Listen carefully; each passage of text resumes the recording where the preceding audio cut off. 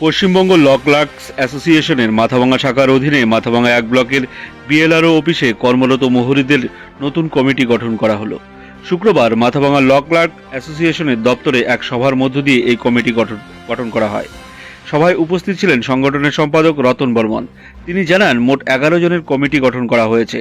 নবগঠিত কমিটিতে হরিচাঁদ বর্মনকে সভাপতি এবং বিশ্বজিৎ চাকলাদারকে সহসভাপতি হিসাবে নির্বাচন করা হয়েছে।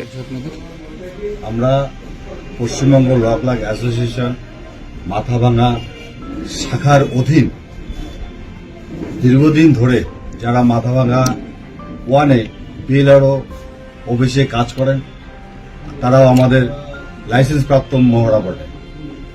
সেখানে কাজকর্মের সুবিধার স্বার্থে আমরা মাথাভাঙা ল ক্লার্ক অ্যাসোসিয়েশন শাখার অধীন একটি সাব কমিটি আজকে ঘোষণা করব।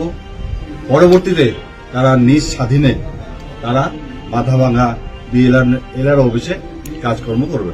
কতজনের কমিটি ঘোষণা করা হবে? আজকে আমরা 11 জনের কমিটি ঘোষণা করব। সেখানে কি সভাপতি সম্পাদক নির্বাচন করা হবে? তোর মধ্যে আমরা সেখানে নামগুলো বলছি। মোট 11 জনের কমিটি ঘোষণা করব।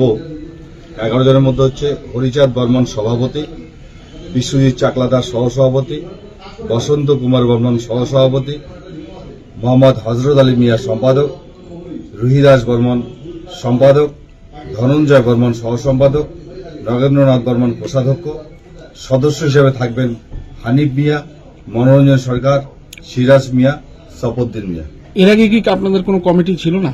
এর আগে মাথাভাঙা বিএলআর অফিসে কোনো আমাদের ল ক্লার্ক অ্যাসোসিয়েশনের কোনো কমিটি ছিল না। সেখানে আলাদা কমিটি আছে? সেখানে আলাদা কমিটি আছে কিনা আমাদের জানা নেই। আপনার নাম?